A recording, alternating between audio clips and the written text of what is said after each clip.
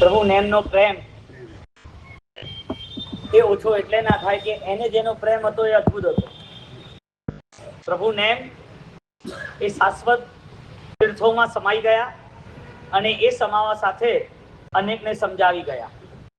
કારણ કે જ્યારે ગિરનાર ઉપર એનું પ્રયાણ થાય અને એ ગિરનાર પાવન થાય એટલે કે પ્રભુના ચરણ સ્પર્શ એ અનંત માટે મહાસ્પર્શની આરાધના છે.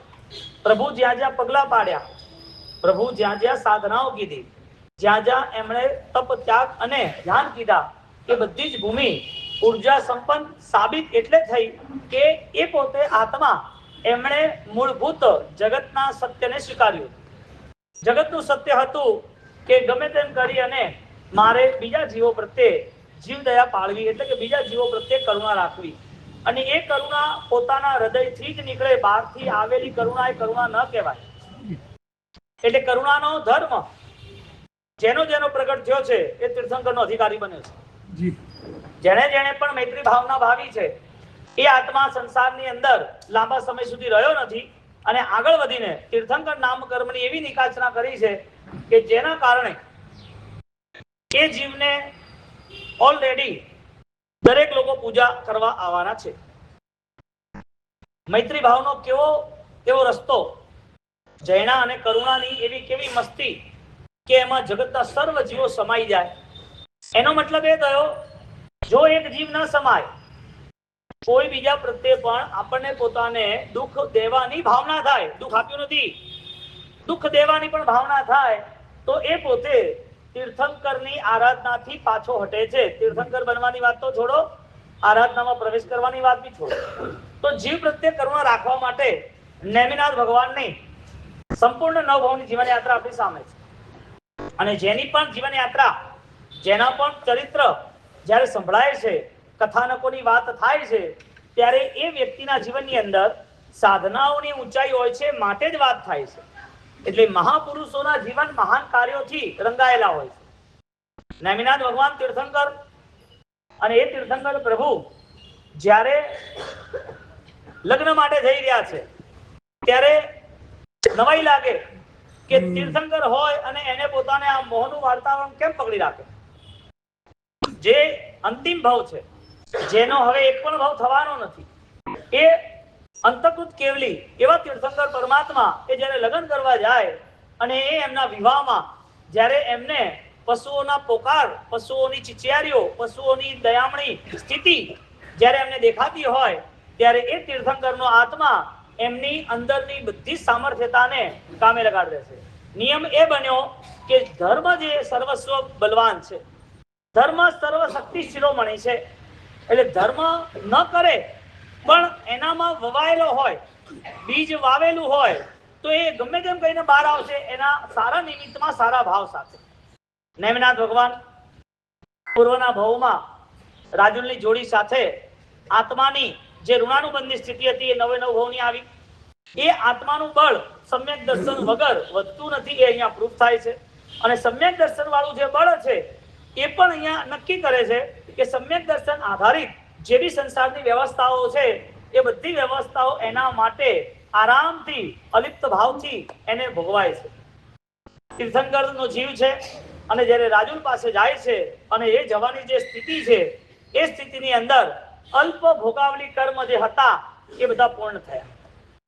એટલે કર્મના બંધનોને, કર્મની સ્થિતિને અહીંયા ભગવાન પોતે ખુદ એ પ્રોસેસમાં આવતા હોય, કર્મના વ્યવહારોમાં ભગવાન પોતે એ પ્રક્રિયામાં આવતા હોય, તો જગતનો એક પણ જીવ એવો નથી કે જે આ પ્રક્રિયાથી મુક્ત થઈ શકે. કર્મ જે ત્યાં સુધી પ્રક્રિયા છે. એટલે આવી પ્રક્રિયા જે છે એની પ્રતિક્રિયામાં શું કરવું? જે પ્રક્રિયા કર્મ બંધની છે, જે પ્રક્રિયા કર્મ ઉદયની છે, જે પ્રક્રિયા કર્મ સત્તાની છે, જે પ્રક્રિયા ઉદીર્ણાની છે, બંધ, ઉદય, ઉદીર્ણા, સત્તા. નેમનાથ ભગવાન ગિરનારની અંદર જ્યારે એમની ઉર્જા ત્યાં સ્થાપિત કરે છે, એમની સાધનાઓનું બળ જ્યારે આપણને સ્પર્શે છે, ત્યારે આપણા પેથળ આપણાથી ભૂલાય કેમ? જ્યારે કર્ણદેવ આખું આખું જિનાલય બનાવતા હોય અને એ જિનાલયની અંદર એની ભાવના અપરંપાર હોય તો ભૂલાય કેવી રીતે આપણને?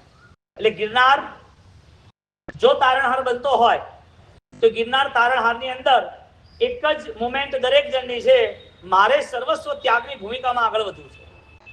એટલે જ્યારે પેથળ મંત્રી અને એની સામે જ્યારે બીજા જ્યારે તીર્થની માળ પહેરવાનો અવસર આવતો હોય ત્યારે એ તીર્થ માળ પહેરવાની અવસરની અંદર એની ભાવ દશામાં સર્વસ્વ બલિદાનની અહીંયા તૈયારીઓ દેખાય છે. જે અટક્યો છે એ છૂટી ગયું છે એનાથી. એટલે આંતરિક શક્તિઓમાં વધારો થતો જાય, સમજી લેવાનું કે એ ભક્ત અમર બનતો જાય. અમર બનવું એટલે ભગવાન બનવું. આંતરિક શક્તિઓના બદલાવમાં એક પણ જીવ પ્રત્યે દ્વેષ ન હોવો જોઈએ. એક પણ જીવ પ્રત્યે ક્યાંય પણ કોઈ પણ અવસ્થાઓમાં આપણા થકી એના માટે કોઈ પણ બીજા વિચારો થઈ ગયા હોય તે બધાથી મુક્ત થવું જરૂરી છે. નેમનાથ ભગવાનના જીવન ચરિત્રમાં નેમનાથ ભગવાનની પાછળ રાજુનું જીવન ચરિત્ર, રાજુની પાછળ નેમ એનો ભાઈ રનેમી, અને એ પરંપરાની અંદર આ જો ગિરનારની હિસ્ટ્રી આપણને પેથળ મંત્રી અને એની સાથે કર્ણદેવનું આ મંદિર આપણને યાદ આવતું હોય તો એ બધાનો એક કોમન નિયમ બને છે કે આત્મધર્મની શરૂઆત વાળો આ જ ભાગ્યને પામી શકે. એને કોઈ આંચ આવે નહીં. એટલે પોતાના દુખે એ પોતે આયોજનો કરવા જાય તો દુઃખ દૂર ના થાય. પોતાના ઈચ્છાપૂર્વકના ધર્મના આયોજન કરવા જાય તો ધર્મ ન થાય. બે વસ્તુ, પોતાની ઈચ્છાપૂર્વક, પોતાની ધારણાપૂર્વક અહીંયા શાસ્ત્રકારોએ સ્પષ્ટ ના કીધી છે. જે કંઈ કરવાની વાત આવે છે એ બધી વસ્તુની અંદર એમને જે સત્ય છે એનો સ્વીકાર કરવાનો આવે છે. એટલે સત્યને તમે જો બાંધવાની વાત આવે, સત્યને જો તમે ભૂલવાની વાત આવે, સત્યને જો ન આદરવાની વાત આવે તો જે કંઈ પામવાનું આવે છે એ માત્ર ધૂળ છે, બીજું કઈ નથી. મહેનત કરીએ અને એ મહેનત આપણી વગર લક્ષ્મી થાય કેમ બને?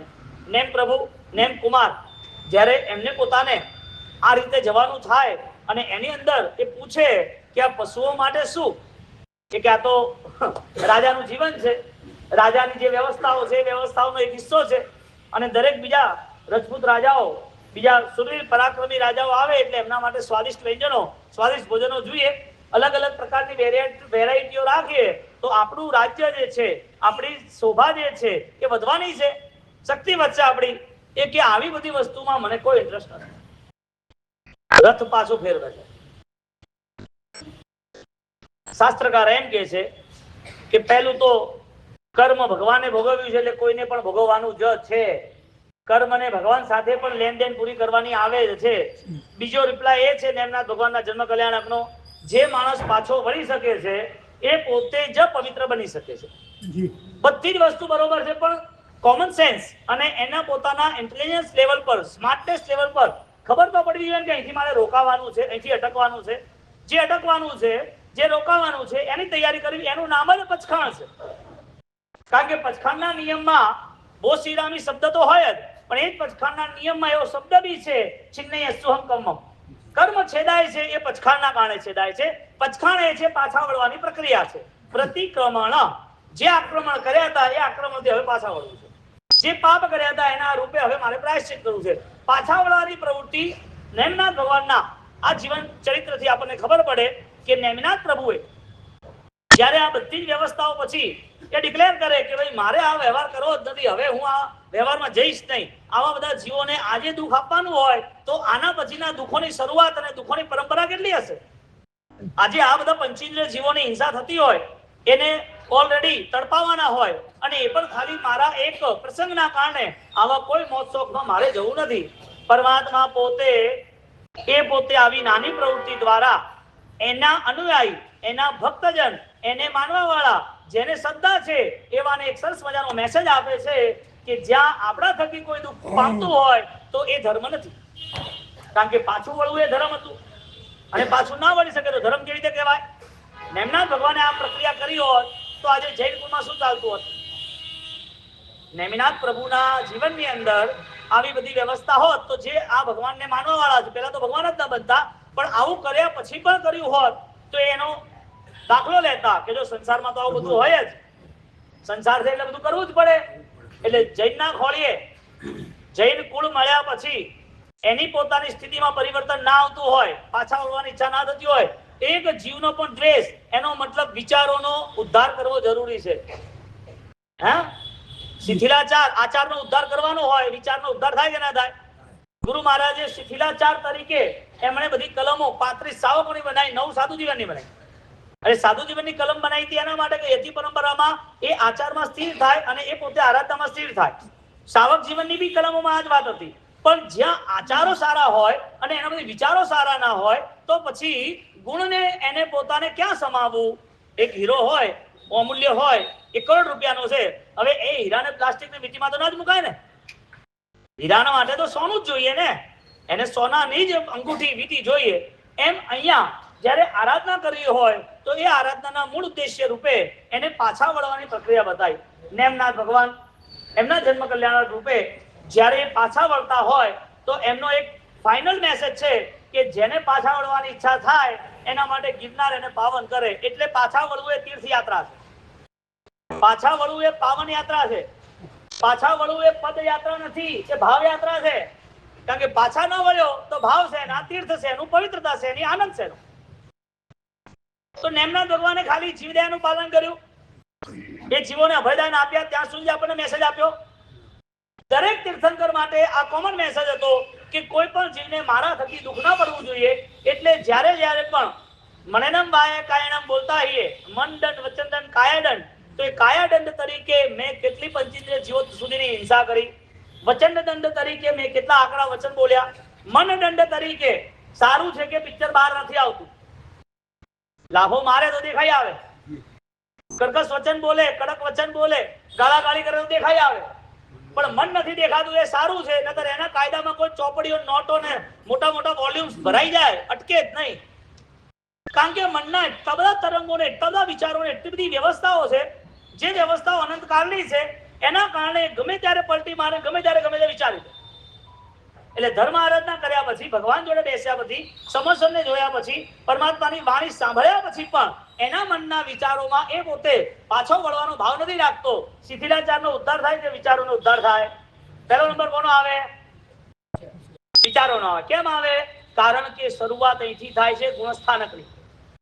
ગુણસ્થાનકની શરૂઆત અહીંથી થાય છે. દાદા ગુરુદેવ રાયન સુધી મહારાજે એમને આચારની મજબૂતાઈ સાથે, આચારની પવિત્રતા સાથે દરેક જીવ પ્રત્યે નિર્દોષ ભાવ રાખ્યો કે હું ક્રિયોદ્ધાર કરતો હોઉં અને એ ક્રિયોદ્ધારમાં તમે મારા ઉપર કદાચ કોઈ અપરાધ, કંઈક મારા ઉપર નેગેટિવિટી, કંઈક મારા નામની ખોટી વાતો કરતા હો તો પણ મારા મનમાં તમારા માટે એક ટકો પણ દ્વેષ નથી. કારણ કે કુદરતનો નિયમ છે, તમે જેવા બનવા માંગો છો એનું નક્કી કરો. તમારે જે બનવું છે એ પ્રમાણે તમે વિચાર કરો. એટલે મનના જે વિચારો છે એ જો બહાર આવી જાય અને એ બહાર આવીને ઓળખાઈ જાય, લાફો મારે તો ખબર પડે, લાકડી મારે તો ખબર પડે આ કાયાની વિરાધના છે, એટલે કે કાયાના પ્રકાર છે. બોલવું હોય તો બોલવાની અંદર બી માથાકૂટો થાય, ઝઘડા થાય, જેમ તેમ થાય, જે તે જેને બોલી લે એવી વચનની વિરાધના છે. આ બંનેની પછી જ્યારે મનની વિરાધના આવતી હોય મન દંડ તરીકે, ત્યારે એ મન તરીકે અહીંયા કોઈ સ્ટેટમેન્ટ આપ્યા નથી. કયા મનના પ્રાયશ્ચિત બતાયા? હિંસા દ્રવ્ય તરીકે બતાવી એટલે દ્રવ્ય પ્રાયશ્ચિત આપ્યું. જે હિંસાઓ થઈ એના દ્રવ્ય પ્રાયશ્ચિત આયા. ભાવ હિંસાનું પ્રાયશ્ચિત કયું? તો કે ભાવ હિંસાનું પ્રાયશ્ચિત ભાવ ધર્મ છે. એટલે મનના પરિણામમાં, મનના વિચારોની અંદર આપણી ઈચ્છા પ્રમાણે જે કંઈ ન થયું એ બધી જ વસ્તુ આપણને ન ગમી, એના વિરોધો શરૂ થઈ ગયા. અહીંયા જ્ઞાની ભગવાન કહે છે કે નેમનાથ ભગવાન એ પોતે જ્યારે આ બધું જોઈને અને આ બધી વસ્તુને એમને ઓલરેડી સમજાવી દીધું કે ભાઈ મારે નહીં મેળ પડ્યા, મારે પાછા વળવાનું છે, હું હવે આ વ્યવહારમાં નહીં જાઉં. જેની શરૂઆત જ હિંસાથી હોય, જેની શરૂઆતમાં પાપ જ હોય, જેની શરૂઆતમાં દુઃખ અને બીજાને રોવાનું જ હોય, જેની શરૂઆતમાં માનવતા ઉપર આપણે કલંક લગાવીને નાચવાનું હોય, તાંડવ માચો મચાવવાનું હોય, આપણા આડંબરો હોય, એ માનવતાની દ્રષ્ટિએ કલંકિત જ છે ને. કારણ કે આપણા આડંબરની પાછળ ઓલરેડી 100 ઘર સચવાવાના હતા. એ 100 ઘરને જે દુઃખ પડે છે, જે અસહાય છે, જેને દવા ન મળે અથવા ભોજન ન મળે અથવા ભણવાનું ન મળે, એવા લોકોની જીવનની વ્યવસ્થા બધી તરબીતર બગડી જાય છે. એ બધી વ્યવસ્થા તમે આરામથી કરી શકવાના હતા જો ખોટા ખર્ચા ના કર્યા હોય. એટલે માનવતાને પણ, માનવને નહીં, માનવતાને પણ કલંક લાગે. એ બધા આપણા જે વ્યવહારો છે એ બધા વ્યવહારોથી પાછું ન હટવું હોય તો પ્રભુ નેમનાથ કે પ્રભુ મહાવીર સ્વામી જન્મ કલ્યાણ કે સંવત્સરીનું 12 સૂત્ર એ શું કામનું? એટલે નેમનાથ ભગવાન તરીકે ફંક્શન કરવાનું, નેમિનાથ ભગવાન તરીકે અભિષેકોને ફંક્શન કરવાના આપણે આજના દિવસે કરી શકતા હતા. 56 દીપ કમાલિકાના પ્રોગ્રામ સાથે, નેમનાથ ભગવાનના 14 સ્વપ્ન સાથે, નેમનાથ ભગવાનના ઇતિહાસ સાથે, ગિરનારની રચના સાથે, નેમનાથ ભગવાનની એમની જીવન યાત્રા તરીકે નવભવની પ્રીત તરીકે કોઈ ડ્રામા બી ગોઠવી શકતા ના થતું એવું કશું જ નહીં. આ બધું તમને ગમતું અને આ બધાની અંદર આપણે હકડે ઠાટ આખો 2500-3000 માણસનો હોલ પેક કરતા હતા. પણ આ બધી વાસ્તવિકતા હોત તો મનના વિચારો સાથે જ્યાં જ્યાં પણ દુઃખ આપવાની ભાવના આવી, કુદરત એને પાછું આલે જ છે. એટલે નેમનાથ ભગવાનનો પ્રેમ જેને વધે છે, નેમ પ્રભુનો પ્રેમ જેને વધે છે, એ વહેમમાંથી મુક્ત થાય છે. કયો વહેમ છે? મિથ્યાત્વનો. કયો વહેમ છે? અનુકૂળ ક્રિયાઓનો. કયો વહેમ છે? હું આરાધક છું. કયો વહેમ છે? હું બરાબર મારી જિંદગી જીવું છું. આ બધો વહેમ છે. જો શાસ્ત્રની દ્રષ્ટિથી શાસ્ત્રના સ્ટેટમેન્ટ, શાસ્ત્રના સબ્જેક્ટો સામે રાખ્યા આવીએ તો એ શાસ્ત્રના સબ્જેક્ટ પ્રમાણે સૌથી પહેલું એને કમિટમેન્ટ પોતાની સાથે કરવું પડે કે વિથ કમિટમેન્ટ હવે આ વસ્તુ મારાથી ના થાય. સમ્યક શ્રી આત્મા, નિશ્ચયના સમ્યકદર્શી વાળો આત્મા એ દિવસે દિવસે એ પોતે પ્રોફિટ બુક કરે, દિવસે દિવસે ગુણો વૃદ્ધિ કરે, હર પ્રતિપલ એની જાગૃતિ કામ લાગે, ક્રિયાના સમય પૂરી થઈ જાય, પરંતુ સમ્યક દર્શન એને પોતાને મોક્ષ સુધી સાથ આપે. ક્રિયા પૂરી થયા પછી પણ સમ્યક દર્શન એ પાપથી મુક્ત કરાવે. ક્રિયા પૂર્ણ થઈ ગયા પછી પણ એને અપસખ્યમ આત્મ જાગૃતિ માટે ક્રિયા એને સાથ આપે. એટલે ક્રિયાનો સાથ પણ મળવાનો હોય તો સમ્યક દર્શન જ અપાવે. ક્રિયાનું રિઝલ્ટ મળવાનું હોય તો સમ્યક દર્શનથી જ મળે. ક્રિયામાં કદાચ આચારની સંપન્નતા ના બી હોય તો પણ એ આચારની સંપન્નતા પાછી લાવવાની સ્થિરતામાં ક્રિયા જ કામ, સમ્યક દર્શન જ કામ કરે. જો સમ્યક દર્શન કામ કરતું જ હોય અને એ સમ્યક દર્શનની પરંપરામાં અનંત તીર્થંકર, આદિનાથ એવું નહીં, અનંત તીર્થંકર આ પરંપરામાં ચાલતા હોય અને જૈન દર્શનના મૂળ પ્રિન્સિપલ તરીકે, મૂળ નિયમ અને સિદ્ધાંત તરીકે, એના મૂળિયા તરીકે, એના પ્રાણ તરીકે જો એની પોતાની અંતરદશા એને બદલવાની વાત આવતી હોય તો નેમનાથ ભગવાનના જન્મ કલ્યાણકમાં પહેલો નિયમ આવ્યો છે કે કર્મ સ્વીકારવા પડશે. જે કર્મ એમનું ભોગાવલી પૂર્ણ થયું, ભગવાનને પણ કર્મ હોય છે, એટલે કે પૂર્વના ભવની કોઈ પણ પરિસ્થિતિ એમણે સામે આવવાની છે, નક્કી કરવું પડે. એટલે શ્રદ્ધાના સ્તર ઉપર આપણે જે બી ઘટનાઓથી પરિચિત થઈએ છીએ, જે ઘટનાઓ જીવનમાં ઘટી રહી છે, એ બધી ઘટનાઓમાં પરમાત્માને લાવવા જરૂરી છે. વિરોધ ખતમ, દ્વંદ ખતમ, અપરાધ અને સામેવાળા ખોટા છે એવી ભાવનાઓ ખતમ. એની સામે જો એ શ્રદ્ધા વધતી ગઈ એટલે સેકન્ડ લેવલ પર આવે કે મારે બીજા કોઈ જીવોને દુઃખ આપવું નથી. પહેલી વાત કર્મનો સ્વીકાર કરવો છે, જે ભગવાનના જીવનમાં પણ ઘટ્યું છે. બીજી વાત, મારે પોતે કોઈ જીવોને દુઃખ આપવા નથી. એ જીવોને દુઃખ ના આપવાનું વારે વારે સ્મરણ થાય એટલે એના સંસ્કારમાં આવે મારે મારી ભૂલ સુધારવી છે. 108 માળા, 108 વાર આ ગણવાનું.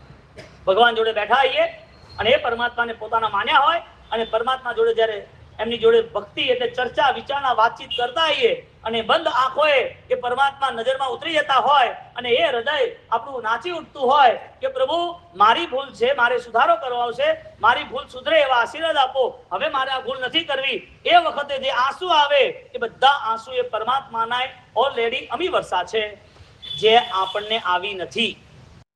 આ ક્રિયા સમ્યક દર્શનની ઊંચાઈ છે. આ ક્રિયા દરેક ક્રિયાના ફળ સ્વરૂપે સરસ મજાની ઓલરેડી તાકાત છે. હવે ક્રિયા કરવી છે, જ્ઞાન પણ પામવું છે. બંને શુષ્ક હોય તો હૃદય ક્યાંથી ભીનું થાય? પરમાત્માનો પ્રવેશ ક્યાંથી થાય? નેમનાથ પ્રભુનું એવું કેવું જીવન, રાજા તરીકે તો હતા જ, પણ રાજા તરીકે બીજા રાજા બી હતા જ ને. શિવાદેવીની ઈચ્છા પૂરી થવા માટે બધી વ્યવસ્થા તો થઈ જ હતી ને. તો એ બધા જ લોકેશનની અંદર, એ બધી કન્ડિશનની અંદર જ્યારે એ ડિક્લેર કરે કે હું હવે અહીંયા આગળ નહીં જાઉં, મારે આ લગ્ન નથી કરવા, હું પાછો વળીશ. આચાર્ય ભગવાન જૈનસેન મહારાજે 5 ઢાળ બનાવી સજાઈ. નેમનાથ ભગવાનના શ્લોકો જે તમે બોલે છે એની જગ્યાએ આ બી છે. નેમનાથ ભગવાન ધૂમ પડે રે ધરતી તપે રે ઢોલ પૂરી થોરી જાન મેરે. ધૂમ પડે રે ધરતી. હા, નેમિનાથ દાદા રાજુલ નો માંડવો. હા, અને રાજુલ ત્યાંથી પુકારે જાઓ ના મુજબડાને મૂકીને ચાલ્યા નિરાધાર. જાવો હતું તો જાવું હતું તો કેવું તો. આવો સરસ મજાની રચના આપણા ગુરુદેવ જેમની અપૂર્વ રચનાઓ છે. વાત આવે છે નેમ કુમારના જીવન ચરિત્રની સૌથી પહેલું કર્તવ્ય આપણું બને છે કે મારે નિશ્ચયના સમ્યક દર્શનમાં મારે એક જ નક્કી કરવું છે, મારે મારી ભૂલ સુધારવી છે. કોઈના વિચારોથી મારે જીવવું નથી. કોઈ કેવા છે, સારા છે, ખોટા છે, એ બધું એમને મુબારક. ભગવાન તીર્થંકર અહીંયા આવી જાય તો આપણે તીર્થંકર નથી બનવાના. સાક્ષાત તીર્થંકર સમોસણની અંદર આપણે ત્યાં જતા રહીએ તો પણ એમનું તીર્થંકરપણું અલગ છે, એમનું કેવલ જ્ઞાન અલગ છે, એમનું સર્વજ્ઞપણું અલગ છે, આપણું સર્વજ્ઞપણું અલગ છે. તીર્થંકર પાસે બેસી જવાથી આપણા આત્માની સામર્થ્યતા વધવાની નથી. બોલો, સારામાં સારી અનુષ્ઠાનની ક્રિયા, સારામાં સારું ઓલરેડી જીવનની અંદર કોઈ એવું ચિત્ર, એવી પરિસ્થિતિ હોય તો કઈ હોય? પ્રબળ પુણ્ય દ્વારા સારામાં સારી પરિસ્થિતિ આપણને મળી હોય તો સાક્ષાત શ્રીમદ સ્વામીનો યોગ કહેવાય. ભગવાનના દર્શન કરવા અને સાક્ષાત દર્શન કરવા કેવા મહાપુણ્યોદય હશે. જ્ઞાની કહે છે કે ભગવાનના દર્શન થવા મહાપુણ્યોદય છે અને એ મહાપુણ્યોદયના ફળ સ્વરૂપ સ્વયં પોતે ભગવાન બનવાની તૈયારી કરવાની. મારા અંદરની પરિસ્થિતિઓમાં જો નેમકુમાર વસી જાય તો મારા વહેમ બધા દૂર થઈ જાય. હવે ગિરનારનો શણગાર માત્ર દેરાસરો તો છે જ નહીં.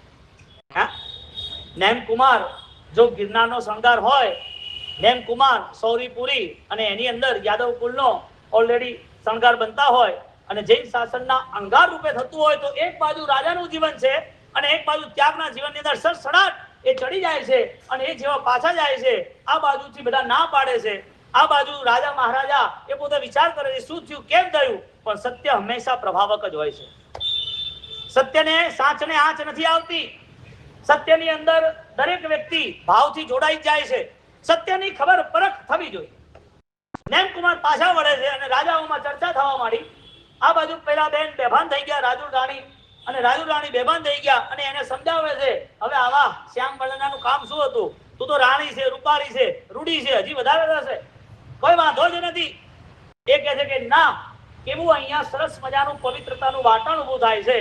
મારા મનથી જેને મેં પતિ માન્યો છે એ પતિ જેવો હશે એ મારા માટે ભગવાન છે, પતિ પરમેશ્વર. અહીંયા સંપૂર્ણપણે એક સરસ મજાનું આખું આખું શીલના આચાર પ્રત્યે પોતાના જીવનની અંદર અપૂર્વ બ્રહ્મની શક્તિ તરીકે નિર્ણય આવે છે કે મારા પતિના પગલે ચાલવું એ મારા માટે પરમેશ્વરની આરાધના છે. એટલે જીવનની અંદર દીકરીઓને ક્યાંય પણ બીજા ઘરે મૂકવાની આવે, દીક્ષા આવે તો ભક્તિ જ હોય, પણ બીજા ઘરે જવાની હોય તો સૌથી પહેલા એના મનની એ ભાવના થવી જોઈએ કે દીકરી તારું ઘર એ જ છે, તારી કોઈ પણ ફરિયાદો અહીંયા નહીં ચાલે. ત્યાંની કોઈ પણ ફરિયાદો હોય તો તારે મોટું મન રાખીને તારે સેટ કરવાનું છે. તું રાજી થઈ અને સૌભાગ્યશાળી બની અને બંને ઘરને રાજી રાખજે. કદાચ કોઈ વખત એવું થાય તો પણ અમારી સીતા જોડે, અમારી મહિના જોડે થયું છે, આવા કર્મને સામે રાખી અને મનથી શાંતિ રાખજે. આ ઓલરેડી એની મધરે, એની માએ એના ઘરને રાજમહેલ બનાવવાની તૈયારી કરવી પડશે. અને એ જે રાજમહેલ એની મમ્મી જો વ્યવસ્થિત ન હોય તો એ રાજમહેલ ઝૂંપડી બનતા વાર ના લાગે. કારણ કે દિવસના 4-5 ફોનો છોકરીઓને થવાના હોય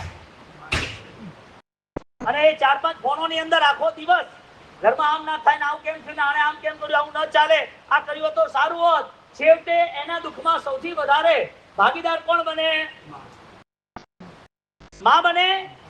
જે ભાગીદાર ન હોવી જોઈએ, જે દુઃખ આપવા માટે નથી રાજી, જેને દુઃખ આપવું નથી, તો પછી દુઃખના ભાગીદાર કઈ રીતે બન્યા? એટલે ઘર સરસ રીતે સજાય, ઘરની અંદર સરસ વાતાવરણ બને, એની તૈયારી કરવાની હતી, એની જગ્યાએ શું થઈ ગયું?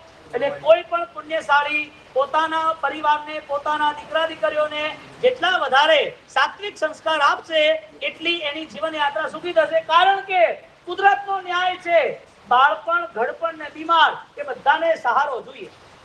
આ કુદરતનો ન્યાય છે. અમે અહીંથી જઈએ છીએ અને અહીંથી જતા જતા 4 રસ્તાની અંદર કદાચ કોઈને એક્સિડન્ટ થઈ ગયો અને એક્સિડન્ટ થતાની સાથે એને પોતાને વાગ્યું, લોહી લુહાણ થયું. અમારે જવાનું નથી. મારી શક્તિ હોય, કોઈ ના હોય તો મારે એને હાથ પકડીને ઉભો કરવાનો છે. એ ન બી હોય તો મારે એને ઉકેલ લઈ જવાનો છે. કોઈ ના લઈ જતો હોય તો કેમ? કારણ કે સૌથી પહેલા સાધુતા આવે કે માનવતા આવે? સૌથી પહેલા સાધુતા આવે કે માનવતા આવે? કેટલી કોમન સેન્સ છે કે મારે મારા જીવનની અંદર 3 વસ્તુને વધારે ન્યાય આપવાનો. સારી જિંદગી માટે, સરસ જીવન જીવાય એના માટે 3 વસ્તુ ન્યાય આપવો. બાળપણ 1, બીમાર 2 અને ઘડપણ 3. એટલે કે બુઢાપો, બાળપણ ને બીમાર, આ 3 વસ્તુને સહારાની જરૂર છે અને આને સહારો મળવો જ જોઈએ. કુદરતનો ન્યાય છે, કારણ કે એને સાતા મળે એટલે તમને સાતા. અને જો કર્તવ્ય હોય અને કર્તવ્ય સાહિત્ય નિભાઈએ તો શ્રેષ્ઠ ધર્મ છે. બીજો ધર્મ ના થાય તો ચાલે, કારણ કે મા બાપના ચરણોમાં 108 તીરથ છે અને મા બાપના ચરણ એને પખાલવા એ ગુરુનો આદેશ, પરમાત્માની આજ્ઞા. હવે જ્યાં માતા પિતા એને ન ગમતા હોય અથવા તો કોઈ કારણસર વડીલો પ્રત્યે ઘૃણા થતી હોય, અથવા તો દેર જેઠના છોકરાઓ સાથે સ્નેહ ના હોય, અથવા તો એને કઈ કામ કરવું હોય ન ગમતું હોય તો કરવું શું છે? આયા ત્યાંથી સંસ્કાર એટલે બંને ઘર દીપે કે ન દીપે? એટલે દીકરીને વાલનો દરિયો કીધો છે. શું કીધો છે? દીકરીને વાલનો દરિયો કીધો છે. અને એની સાથે સાથે દીકરીને એની માં એને સૂચના આપે, જોજે પાલવ ભીંજાય ના. જોજે પાલવ કે ભાઈ ધ્યાન રાખજે, તું તારું જીવન આ રીતનું હોવું જ જોઈએ, નો કોમ્પ્રોમાઇઝ. આજે જેટલા પણ ઇન્ડિયાની અંદર હાઈએસ્ટ કેસ છૂટાછેડાના છે ડિવોર્સના, અને એનાથી પછી બીજા કેસો હાઈએસ્ટ ભાઈઓના ઝઘડાના, જમીનોના, પૈસાઓના બટવારા, એ બધા કેસનું મુખ્ય કારણ ક્યાંક ને ક્યાંક મિસગાઈડ છે. જૈન દર્શન જે આવે છે ત્યાં બધી વસ્તુ બદલાઈ જાય છે. જૈન દર્શન આવે છે ત્યાં તો ઉદારતા આવે છે કે કઈ વાંધો નહીં, સારું છે. હવે જેણે 108 તીરથ એને મા બાપના ચરણે રાખ્યા હોય અને એ મા બાપની સેવા કરી હોય તો એનું પોતાનું જીવન એ ખરેખર કલ્યાણકારી સુખમય હોય કે ન હોય, જીવનમાં શાંતિ હોય કે ન હોય. એટલે સૌથી પહેલી તૈયારી એ કરવી છે કે રાજુલે જ્યારે એને પોતે જવાબ આપે છે ત્યારે એક જ જવાબ આવે છે, મારા ભગવાન મારા પતિ છે અને મારા પતિના ભગવાન મારા એના મા બાપ છે, એટલે મારે બધા ભગવાનોની સેવા કરવાની. કારણ કે એવું ઘણું થયેલું છે ને જોયેલું છે, એવું ઘણું બધું થયેલું છે. કારણ કે જે બહુ એના સાસુ સસરાને ન સાચો કે એના મા બાપ પ્રત્યે દીકરો બરોબર ના હોય તો એના દીકરાઓમાં એટલે પોતરાઓની અંદર એવી ખામીઓ આવે છે કે 8-10 વર્ષે એને ચિંતાઓ રહ્યા કરે, છોકરાને આમ કેમ થયું, છોકરાને આવું કેમ થયું. ડોક્ટર કે અત્યારે કઈ તકલીફ નથી, દવાઓ લો, ઇમરજન્સી કઈ તકલીફ થાય તો આપણે સર્જરી કરશું. સર્જરી કર્યા પછી કદાચ 50% માઇન્ડ ડાઉન થઈ જાય, કદાચ એને પેરાલિસિસ થઈ જાય, કદાચ ઓલરેડી એને પોતાને ગાંઠપણ આવી જાય, માનસિક સર્જરી કરવી પડે. એટલે જ્યાં સુધી સર્જરી નથી થઈ, સારું છે ત્યાં સુધી ગમે, પણ એ મા બાપને ટેન્શન હોય કે ન હોય. એટલે સીધી વાત કરીએ, જે પિતાજીએ પૈસા લીધા હોય અને એ પિતાજીએ પૈસા ના આલ્યા હોય તો લેવા વાળો કે ને કે તારા પિતાજી જોડે મારે આટલા લેવાના છે, કે ના કે પેલા પિતાજીને મળજે, મને નહીં મળવાનું ભાઈ. એમણે ધંધો કરે તો મને શું મળે છે ભાઈ? ભાઈ હોય તો વાત અલગ છે, પણ પિતા અને પુત્ર જે છે એની અંદર તો વ્યવહાર હોય કે ના હોય. એને કે તારા પિતાજીએ એને પૈસા લીધા હતા એટલે એ પૈસા મારે તારી જોડથી લેવાના છે, પિતાજીને પૂછી લે. પિતાજી કે હા ભાઈ મેં એની જોડથી લીધા હતા પણ અત્યારે આપણે સેટિંગ કરવા માટે મેં તને કીધું નતું. દીકરો શું કરે? તમે ઘરની બહાર જતા રહો, તમારે ખરવું એમ કરો, તમારે જ્યાંથી લાવવા તેમાં મારે કામ નહીં. અરે મરી જશે, ભૂત બનશે, પૂર્વજ તરીકે બેહારશો, ઘર દુખી રહેશે અને હાલવાના 10 લાખ, જતા રહેશે 10 કરોડ. આ થયું છે. જે આત્માઓ અતૃપ્ત થઈ છે, અહીંયા જ્યારે આપણે રાજુનો આપણે પ્રેમ જોઈએ, રાજુના સંસ્કાર જોઈએ. કારણ કે પ્રેમ ક્યારે પણ બંધન કરતો નથી, પ્રેમ ક્યારે પણ ડિમાન્ડ કરતો નથી. પ્રેમ એટલે મિલન છે અને એ મિલન મોક્ષનું છે, નેચરલ છે, સત્ય છે. એટલે અહીંયા સ્વાર્થના સંબંધો જેટલા છે એમાં પ્રેમ કહેવાય જ નહીં. ગુરુ શિષ્યનો પ્રેમ કહેવાય કે જાન આપી દેવા તૈયાર છે. મોહન વિજયજી દાદા બુદેવ રાયણસિંહ મહારાજ કે આ મટકું છે, ભીનમાલની અંદર ઓલરેડી આ મૂઠનો પ્રયોગ કર્યો છે, બ્લેક મેજિક કર્યું છે, આ માટલાને વિસર્જિત કરી આવો. જે વિસર્જિત કરવા જાય એનું મોત માથે છે એવું યતિએ કીધું હતું. એ તડપીને અઠવાડિયા મરી જશે. અને એ જયારે પ્રેમ હોય છે, મારા ગુરુની આજ્ઞા છે, મારે બધું કરવું છે, અને એ રાત્રે મધ્યરાત્રિએ એ માટલું જેની અંદર કાળા જાદુ કરેલા હતા, બ્લેક મેજિક હતા, એ માટલું મૂકવા મોહન વિજયની બહાર જાય છે. એ ગુરુ મહારાજ માટે જે યતિઓએ ભેગા મળી અને ગુરુ મહારાજ ઉપર વિધિ કરી હતી કે આમને ખતમ કરો, અમારી દુકાન બંધ કરે છે. ગુરુ મહારાજ કે મેં તારા માટે ખોટું વિચાર્યું નથી, મને તમારા માટે કોઈ ધૃણા નથી, હું તમને ખોટા ગણતો નથી, અને તમને આ બધું થાય તો મારા કર્મનો ઉદય છે.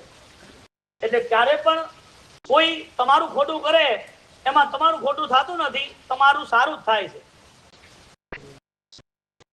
નેમનાથ ભગવાન રિટર્ન થાય છે, એની પાસે રાજુલ જાય છે. રાજુલ જાય છે એટલે રાજુલ તરીકે એક જ સ્ટેટમેન્ટ આવે છે કે દીકરી એટલે ઘરનો દીવો છે, અને ઘરનો દીવો એ પોતે 2 રૂમ અજવાળે 3 રૂમ અજવાળે, 1 રૂમ ના અજવાળે. દીકરી ઘરનો દીવો છે. રાજુલ કહે છે કે મારા પતિએ મારા માટે સર્વસ્વ છે અને એ જે કરે એના પગલે પગલે મારે ચાલવાનું છે. આજના સમયની અંદર આવી રીતે જો તૈયારી કરવામાં આવે તો કાલે અહીંયા આ શાસન રત્નોથી ભરાઈ જાય. જૈન શાસનના જવાહરો બહાર આવે, બહાર એ આત્માઓ છે ને જૈન શાસનની અંદર સુરવીરતા સાથે દાનવીરતા સાથે સાથે સાત ક્ષેત્ર શોભાયમાન કરે, પણ ફરજિયાતપણે એ દીકરીઓએ પહેલેથી તૈયાર થવું પડશે. એ દીકરીઓના જીવનની અંદર જૈન દર્શનને સમજવું પડશે. જૈન દર્શનને સમજે અને મૈણા અને ચંદનમાલા એના હૃદયમાં ઉતરી જાય. એક જ મૈણા હોય કે ઘર ઘરમાં ને ઘટઘટમાં મૈણા હોય? રાજુલ એક જ હોય કે ઘર ઘર રાજુલ હોય? નેમ કુમારની ગિરનારની યાત્રા ખાલી તીર્થની યાત્રા હોય કે આ જોઈ અને ભક્તની એની યાત્રા પણ બની જાય? નેમના પગલે ચાલે એટલે એ નેમ કુમારના પગલે એને પાછો એ જ અધ્યાત્મનો પ્રેમ મળે. કારણ કે મહાપુરુષોની યાત્રા એ મહાન કાર્યો માટે અને મહાનતા માટે જ હોય. અહીંયા જયારે ચાલતા ચાલતા જયારે નેમ કુમાર એ આગળ વધી જાય છે, પાછળ રાજુલ આવે છે, ત્યારે આનંદની વાત એ આવે કે રાજુલના જીવનના જે સંસ્કારો છે એ આપણા માટે એક મુખ્ય માર્ગદર્શન બની જાય છે. એટલે દીકરીઓના ઘર સજાવવા કે ન સજાવવા એ સમજદાર વ્યક્તિએ વિચારવું. દીકરીઓના ઘરોમાં પછીથી પણ દુઃખ ના આવે એના માટે એને માટે કડકાઈ પણ કરવી, તો એને સમજાવું. અને આપણા ત્યાં એવા બહુ સંસ્કારી અને સમજુ માણસ છે.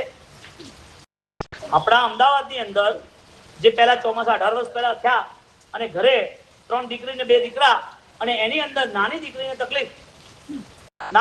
તકલીફ એટલે પછી મેં ભાઈને કીધું, મેં કે તારે બેનને આટલી તકલીફ છે તો થોડું સેટિંગ કર, એને સચવાઈ જાય એવું. તો કે ભાઈ મમ્મીને ખબર હોય, મમ્મી પપ્પા જાણે કે. એટલે એને એની મમ્મીને વાત કરી, પપ્પાને તો વાત કરી નહીં. એટલે મમ્મીને વાત કરી એટલે કે જો સાહેબ એને સંસ્કાર આપ્યા છે, એનું સામર્થ્ય છે, એ બધું ફોડી લે છે. કેવી વાત હતી? એને સંસ્કાર આપેલા છે, એ એની રીતે બધું ફોડી લે છે. એ કે મારે 3 દીકરી છે, 3 દીકરીને સાચવવા જોઈએ, એટલે અહીંયા બંને દીકરાઓ અને એની વહુઓ છે, એમાં મારે અટવાનું થાય, મારું ઘર ભાગી જાય છે. મને આ દીકરીઓ સંસ્કારી જ લાવી છે, પણ કોઈ કર્મ ના ઉદય, ક્યારેક ઉલટું પડ્યું તો. એટલે મારે પોતાને મારી દીકરીને મારે માત્ર સમ્યક જ્ઞાન આપવાનું, એને મારે ખાલી સમજાવવાનું કે તારા કર્તવ્યમાં પાછી ના રહેતી. બસ. મોટી દીકરી એના ઘરે કરોડો રૂપિયા, નાની દીકરી એના ઘરે એને નોકરી કરવી પડે, પાપડ કરવા પડે, ને બડીઓ કરવી પડે, વેચવું પડે. આમાં શું કરવાનું મમ્મીએ એ કહો? ના પાડવાની, બહુ તકલીફમાં આજે બીજા લગ્ન કરે એને કહી દેવાનું નહીં ચાલે, ગમે તેમ થાય, ઈએમઆઈ ભરો, ગમે તેમ થાય, 50 લાખ રૂપિયા એક્સ્ટ્રા લો, ગમે ત્યાંથી વ્યાજે લો, પણ મારા ઘર જુદું જોઈએ. આ બધું કરાય કે ના કરાય? ન બોલવાનું કારણ ખબર પડે છે ને? કારણ કે ઘરે ઘરે આગ લાગેલી છે. ઘરે ઘરે આવી આગ લાગવાની તૈયારીઓ થઈ ગઈ છે. આપણે કોઈના ઉપર દોષ નથી દેતા, પણ આપણું ભવિષ્ય દુઃખમય ન બને એના માટે તૈયારી કરવી પડશે. તેના માટે પૂર્વજો બેસાડવાના. જવાબ આલો. ઘરે પૂર્વજો બેસાડ્યા, શેના માટે બેસાડવાના? સેવા ન કરી હોય તો જ ને. એના સેવા બી કરી હોય, ચલો જવા દો. એના આત્માને ક્યાંક અતૃપ્તતા, દુઃખ પહોંચ્યું હોય તો ને, એને પોતાને ક્યાંક ને ક્યાંક મનમાં અસંતોષ હોય તો જ ને. હવે અહીંયા જે દુઃખ આપ્યું હોય ત્યાં અહીંયા પોતાના દીકરા દીકરીને દુઃખ આવે ત્યારે રસ્તો કયો આવે? મેં સેવા કરી હોત તો સારું હોત, મારાથી આ બહુ મોટી ભૂલ થઈ ગઈ. પણ હવે જે પ્રાયશ્ચિત કરે છે એમાં તો ઓલરેડી પાળા તૂટી ગયા. જે પ્રાયશ્ચિત કરવું છે, હવે સમય તો છે નહીં. એટલે દીકરીઓ જે બેઠી છે, માં જે બેઠી છે, એમને સ્પષ્ટ રૂપે આટલો નાનકડો પ્રેમથી સંદેશ છે. આ નેમનાથ ભગવાનના જન્મ કલ્યાણકની અંદર ઘર સ્વર્ગ બને એની તૈયારી કરો. કોઈ પણ વાયરસ, કોઈ પણ પ્રોબ્લેમ આપણે આપણા ઘરની અંદર લાવવાની જરૂર જ નથી. બહુ શાંતિ છે, બહુ આનંદ છે. દેવગુરુ ધર્મની પરમાત્માની કૃપા છે. ન બી હોય તો જીવન શાંતિનું કેમ રહે એની તૈયારી કરવાની. કારણ કે જો આ ઘટનાઓ જીવનમાં ઘટવા માંડી, ડિવાઇન એન્ડ રૂલ વારે વારે અલગ થવાની તૈયારીઓ થવા માંડી, કાલે સૌથી મોટો પ્રોબ્લેમ ઘર સાચવવાનો આવશે. 50 વર્ષ પાછળ જાઓ, 50-60 વર્ષ પાછળ જાઓ. 4 ભાઈઓ, નાનું ઘર, એક જણ કમાવાળું, શાંતિથી આરામથી રહેતા વર્તા. બધાને ખાવી હોય તો અઠવાડિયે 10 દાડે મળે. ઘરથી બહારથી કાકા ક્યાંક પપ્પા એના મીઠાઈઓ લઈને આવ્યા હોય તો 4 છોકરા બેસી ગયા હોય અને બેઠા હોય તે લાવતા હોય. એને પોતાને પતંગે ચગાવે તો 10 વખત એમને ભેગા કરે કે ભાઈ અમારે પતંગ ચગાવો, તમે હાલો આતે. આવી બધી નાની નાની વસ્તુઓ એ નાના પણ ઘરની અંદર ખુશી આપતી. આજની પરિસ્થિતિઓની અંદર ગમે તેટલા રિમોટના રમકડા આપી દો કે ગાડીઓ આપી દો, પણ મનની અંદર જે ખુશી અને પ્રસન્નતા આવી હોય નથી. કારણ ક્યાં શોધશો આપણે? સુખના સાધનમાં સુખ શોધાય છે કે મનના સાધનમાં, મનના કારણે સુખ શોધાય છે? અંતર્મનથી. જ્યારે નેમકુમાર જાય છે અને એ નેમકુમારની પાછળ રાજુ જાય છે, એ રાજુલે નક્કી કર્યું કે મારે હવે આ જીવન જીવી લઉં. કેટલું મોટું કમિટમેન્ટ હશે કે મારે કશું વિચારવાનું નહીં, જેવું હશે તેવું સાચવી લઈશ, પાળી લઈશ, જેવું હશે તેવું બધું એમની જોડે રહીશ, એમના સુખે સુખી, એમના દુખે દુખી. દુખી થાય ભગવાનની નિશ્રામાં કોઈ? એને થોડી ખબર હતી કે મને દુઃખ પડવાનું કે સુખ પડવાનું છે. એનું એક જ હતું કે હું તો ભગવાન જોડે જાઉં છું, મારા પતિ પરમેશ્વર છે, પૈસો પરમેશ્વર નહીં, પૈસો મારો પરમેશ્વર નહીં, પતિ મારો પરમેશ્વર. રાજુ પહોંચી ગઈ, જ્ઞાનકુમાર સાધનામાં લાગી ગયા. સંસ્થાવનની અંદર પોતાની સાધનાને અલબેલી અને આનંદદાયક કરે છે, અને આ બાજુ રાજુલ પણ પોતાની આરાધના કરે છે. અને અહીંયા પાછળ રનેમી આવે, અને રનેમી આવ્યા પછી રાજુલને કહે છે કે હવે આ રીતે ભાઈએ તો લગ્ન કર્યા. એ વખતે રાજ પરંપરામાં ચાલતું હતું કે મોટો ભાઈ ના હોય તો નાના ભાઈ કરે. એ કે ભાઈ તો જતા રહ્યા, હવે તમે જ અમારી સાથે આવી જાઓ ને, આપણા ઘરે આવી જાઓ, અને આપણે પાછું ઘર વસાઈએ, લગ્ન કરી લઈએ. એ કહે છે કે ભાઈ આવું ના હોય. ત્યારે 10 વૈકાલિક સૂત્રની અંદર જે ભગવંતો આખું 10 વૈકાલિક બોલે છે એની અંદર એક ગાથા આવે, ધીરજુ તેજસો કામિત. એ કહે છે કે જેવી રીતે કોઈ થૂકેલી ઉલટી કરેલી વસ્તુ ન ચાટે, એવી રીતે જે સંકલ્પ કર્યો છે એ સંકલ્પને હું પોતે ઓલરેડી સાચવી લઈશ, મારે પાછળ વિચારવાનું છે જ નહીં. એકવાર નક્કી કર્યું કે મારા મનના સંત તરીકે, મારા મનના કંત તરીકે જો મારા નેમકુમાર હોય તો મારે હવે બીજું કોઈ વિચારવાનું જ નથી. હવે તો આ પ્રીત મારી પોતાની મોક્ષ જ પૂરી થશે. આહા, બધા વ્યવહારો સ્વાર્થના ખતમ થઈ ગયા. બધા જે અગ્નિ ફેરાઓ ને જે લગ્નની વાતો હતી બધી ખતમ થઈ ગઈ. જે રાજપાટને અનુકૂળતાઓ હતી એ બધી ખતમ થઈ ગઈ. હવે એક જ વાત આવે છે કે મારું મિલન તો હવે થયા વગર રહેશે જ નહીં. અને આ બાજુ નેમકુમાર એ પોતે પોતાની સાધનામાં, રાજુલ સાધનામાં, રાજુલ એને સમજાવે છે કે અહીંયા તમે પણ સાધનામાં લાગી જાઓ, અને આખા વિશ્વમાં એક જ રનેમીનું મંદિર છે, એક જ. એ પણ સાધનામાં લાગી ગયા. એ સંઘ તરીકે નથી પણ કેવલી તરીકે છે. એ રનેમી પણ એમની સાધનામાં લાગી ગયા.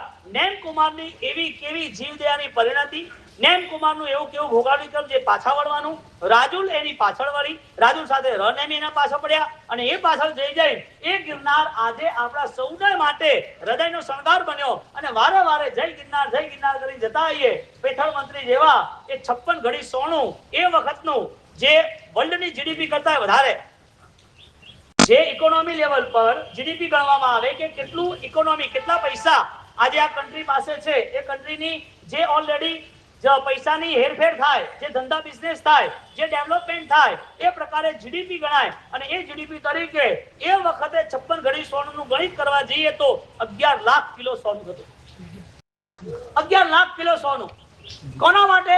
ખાલી નેમનાથ માટે. ક્યાંની ક્યાં ઉર્જા આવી, ક્યાંનો ક્યાં છેક પ્રસર્યો. અને એ ત્યાગના કારણે જ્યારે ધજા લે છે, તીર્થમાળા લે છે, ત્યારે તીર્થમાળાનો નિયમ કરે છે, જ્યાં સુધી પૈસા ન ભરાય, જ્યાં સુધી માથે દેવનું ધર્મનું દેવું છે, ત્યાં સુધી પાણી મોઢામાં નહીં નાખવું. વાહ, કેવા ઉત્તમ આત્માઓ!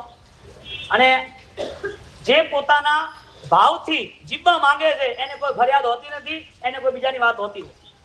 પેલા આમ કર્યું તો હું કેમ આમ કરું? તારે તારા માટે કરવાનું, તું બીજાની વાત શું કરે? અને આપણા ત્યાં એવા પુણ્યશાળી, આપણા ત્યાં આપણા થરાદનું સૌભાગ્ય છે, આપણા થીરપુરની અંદર એવા મહાન મહાન એવા આત્માઓ છે કે જેમણે પણ આવા કાર્ય કર્યા છે. બોમ્બેની અંદર ખેતવાડીની અંદર દાદા બુદ્ધ રાયન સુધી મહારાજ લિખિત અભિધાન રાજેન્દ્ર કોષની સ્થાપના કરવાની, અને એ સ્થાપનાનો ચડાવો 50 લાખનો ગયો. હરેશભાઈ લાડુ બેઠા છે, કાલે હતા. હરેશભાઈ લાડુનો ચડાવો હતો, બોરા પરિવાર. એમણે 11 વાગે ચડાવો પત્યો. એ કે સાહેબ એવા આશીર્વાદ આપો, સરસ મજાના ધર્મના કાર્ય થાય. અને એ લોકોના ઘરે 28 હતી દીકરાઓને, એકને 16 હતા. તપસ્યા હતી, અને આ લાભ લીધા પછી, એ લાભ લીધા પછી તરત જ એમણે 1 વાગે 50 પેટી ભર્યા પછી પાણી પીધું. એવા ને એવા ભાઈન્દરમાં રાજેન્દ્ર કોષનો 27 લાખનો ચડાવો થયો. અને એ વખતે પણ એ લાભાર્થી પરિવાર દૂધવાવાળા ભરત કાળુ એને કહેવામાં આવે, એને પણ ઓલરેડી પૈસા ભર્યા પછી પાણી પીધું. વ્યવસ્થા મારે પોતાને મારા માટેની જોવાની છે. મારા માટે ધર્મનું દેવું રહી ગયું, અને એ ધર્મનું દેણું જો વધતું ગયું તો પાછળથી કોણ કરશે? દીકરાઓને વિચાર કરવા જાય, દીકરાને એટલું સમજાઈ શકે સંસાર માટે કે તારી બેન છે, એનું આણું કરવાનું છે, તું ધ્યાન રાખજે. હવે તો સ્માર્ટ બની ગયા છે, બાપા વ્યવસ્થા કરી દે છે, દીકરા ઉપર રાખતા જ નથી. હવે તો પહેલેથી બાપા વ્યવસ્થા કરી દે છે કે આ કુવાસી છે અને એનું આણું છે, આ સેટ કરી દેવાનું છે. હા, જ્યારે પણ એને આવવાનું હતું તૈયારી કરી દેજે ભાઈ. હે, એટલે તૈયારી પહેલેથી કરે છે. આવી તૈયારી જે મા બાપ કરતા હોય એ મા બાપ ક્યારે દીકરાને કહે કે જો ધર્મનું દેવું ક્યારે ના દીધું માથે. પેથડ મંત્રી જ્યાં સુધી 56 ઘડી સોનું ન ભરાય ત્યાં સુધી પાણી નથી પીતા. એ વખતે કોઈ વાહનોની વ્યવસ્થા નથી અને એ વખતે ત્યાં એ પોતે બધા જ બધી જ રીતે વ્યવસ્થા કરી, બીજી વ્યવસ્થા કરી અને ત્યાંથી સોનું મંગાવે છે અને એ ભરાવે છે, પછી પાણી પીવે છે. એ ટાઈમ પીરિયડમાં અઠ્ઠમ થાય છે. પછી એ ટાઈમ પીરિયડમાં એનો અઠ્ઠમ થઈ જાય છે. જે પેથડ મંત્રી જેને પોતાને ઓલરેડી સાધર્મિક ભક્તિ દ્વારા એને આ શક્તિ મળી, એને પોતાને સાધર્મિક ભક્તિ એની થઈ એટલે એને શક્તિ મળી અને એને મળ્યું એટલે એને પરમાત્માનો ઉપકાર માન્યો અને એને પોતાને અવળવેલ પુણ્યશાળીને દૈવી શક્તિઓ સહજ મળી જાય, વગર મહેનતે મળી જાય અને એ અવળવેલ એ વસ્તુ વધતી જાય અને એમને ઘીનો વેપાર કર્યો અને પેથડને મંત્રી બનાયા. મંત્રી બનાયા પછી એની પાસે વધતું ગયું. એને એમ જ લાગ્યું મારી પાસે જે વધેલું છે એ મારું નથી, જે વધેલું છે એ મારા શાસનનું છે અને શાસનને જેટલો આપો એટલો ઓછો છે. મારે તો મારું આખું જીવન આપી દેવાનું છે. પૈસો તો કઈ નથી, ભોજન તો કઈ નથી. ભોજન છોડ્યું હોય શાસન માટે તો મોટી વાત ક્યાં છે? આજે 36 ઉપવાસ ને 30 ઉપવાસ વાળા આજે આયા છે, એને ભોજન છોડ્યું છે તો લોકો માટે મોટી વાત છે, પોતાના માટે મોટી વાત છે. પણ જ્યારે શાસન સમજે ત્યારે એમ લાગે કે આ શાસને મને આ અણહારી પદની એક વ્યવસ્થા બતાવી, આ શાસને મને આટલા આશીર્વાદ આપી અને મને પોતાને આત્માના નજીક ઉપવાસ, આત્માના નજીક વાસ એટલે રહેવાનો મને એક સમય આપ્યો. વાહ વાહ, આવી અનુમોદનાઓ સાથે, આવા બહુમાન સાથે એ પોતે શાસનને પોતાના માટે ઉપકારી માને છે. પેથડ મંત્રી ઉપકારી માને છે. ત્રીજા ઉપવાસ પછી પૈસા ભરાય છે. પૈસા ન ભરાય ત્યાં સુધી પાણી નહીં પીવાનું. ધર્મનું દેણું માથે હોય તો સૌથી પહેલું કાર્ય શું કરવાનું આવે? 1 રૂપિયાનું સોનું નહીં ખરીદવાનું, 1 ગ્રામ સોનું નહીં ખરીદવાનું. કારણ કે આજે લીધો કાલે જો તમે કોઈના પૈસા લો અને એ વ્યાજ ના હોય, એવું બને? ધર્મ કરે અને ધર્મ તરીકે એ પોતે એના પૈસા બાકી રાખે તો એ પૈસા આલવાના હોય તો એને પોતાને 10,000 રૂપિયા આલવાના હોય તો 10,000 રૂપિયા આલે કે 10,000 નું વ્યાજ બી આપે? એટલે ભગવાનનો જે ભંડાર હોય એ હર્યો ભર્યો રહેવો જોઈએ. એ કોણ વિચારે? ભગવાનનો ભંડાર ભર્યો ભર્યો કોણ વિચારે? શાવક વિચારે. એ શાવકને પ્રેરણા ભગવંતો કરે કે શાસનના ક્ષેત્રોને મજબૂત રાખજો ભાઈ. શાવક જીવનની અંદર નીતિ છે તો ઉદારતા બી રાખજો. શાવક જીવનની અંદર ક્રિયા ધર્મ છે તો દાન ધર્મ બી રાખજો. આ બધી જ વસ્તુની પ્રેરણાઓ શાસ્ત્રકારો એ આપણને આલે, એ શાસ્ત્રકારો દ્વારા અહીંયા ઈશારો થાય. હવે જ્યાં જ્યાં પણ ધર્મ કાર્ય કરવું હોય તો શક્તિ મુજબ કરવું. એટલે જ્યાં સુધી પણ એક પણ પૈસો આપણો બાકી હોય ત્યાં સુધી નવો પૈસો ક્યાંય ચડાવવામાં બોલવો નહીં. જેના કારણે આપણા માથે ધર્મનો ભાર ના રહે, આપણા પરિવાર માટે ધર્મનો ભાર ના રહે અને કાલે આપણા દીકરા દીકરીઓ ક્યાંય અટવાઈ ના જાય. એટલે શક્તિ હોય અને જે કંઈ બોલાયું હોય એ બધું જ બધી જ વસ્તુ સત્વરે આપણે ફ્રી થઈ જવું જોઈએ. અહીંયા નેમનાથ ભગવાન કે જ્યારે પોતે ગિરનારની અંદર જાય અને પેથડ મંત્રી એ ગિરનારથી આકર્ષિત થાય અને એની કર્ણ વિહારનું બી આખું જબરદસ્ત 108 ઔષધિઓના પાણી, ગજપદ, કુંભના આ બધા ઇતિહાસ આપણે સાંભળ્યા છે. આ ઇતિહાસમાં હવે રંગાવું છે. કલર જોવો તો ફરક પડે, કલર લગાવે તો ફરક પડે. ભોજન જોવો તો ખબર પડે અને ભોજનની સુગંધ આવી હોય ખાધું હોય તો ફરક પડે. ફરક પડે ને ભાઈ? બંને બાજુ છે. એમ ઇતિહાસ સાંભળીએ અને આનંદ આવતો હોય અને ઇતિહાસ આપણો બની જતો હોય તો પરમ આનંદ આવતો હોય. પેથડ મંત્રી સામાન્ય હતા અને એ પેથડ મંત્રીએ પોતાની વાસ્તવિકતા, પોતાના ઇતિહાસને પોતે એવું કામ કર્યું કે ઇતિહાસ અત્યારે અમર બની ગયો. નેમિનાથ દાદા અને એ નેમિનાથ દાદાના જન્મ કલ્યાણકમાં આ 4-5 વસ્તુને સામે રાખી અને આપણે આગળ વધવાનો પુરુષાર્થ છે. વિતરાગજ્ઞાનમ ઇચ્છામિ દુક્કડમ.